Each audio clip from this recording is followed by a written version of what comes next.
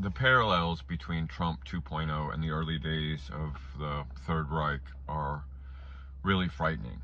And I think it's got a lot of people worried about where this goes. And I want to speak specifically about the Supreme Court decision yesterday that allows racial profiling for ICE, that allows ICE to pull over people and detain people for being Hispanic, for being brown, as a legitimate means to figure out who's legal and who's not. Of course, there are plenty of people in this country who are undocumented and white, including Canadians, including Irish, including Swedes.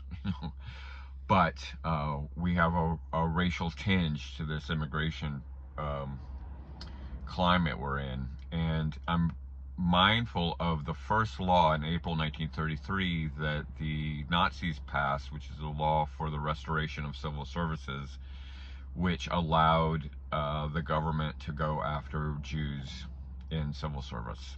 So it was okay to fine them. Also, people who were disloyal. This, by the way, is the law that they used to go after college professors. First law from the Nazis, and the thought was, well, this is for the specific purpose, and it doesn't affect me. I'm not a civil servant, so it's just going to affect this narrow group of Jews in the civil service, and it doesn't affect me. And very quickly, those laws expanded. For example, the 1933 German law exempted veterans of the First World War who were Jewish and working for the civil service, until it didn't.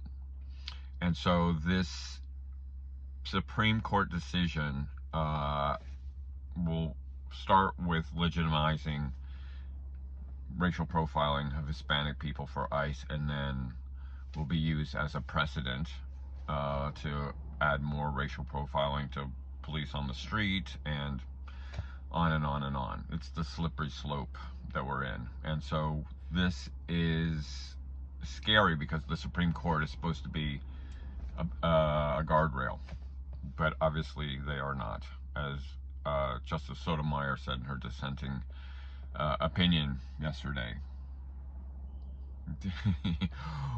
We got to get serious about this. Fascism is here. Fascism is here. Welcome to the resistance.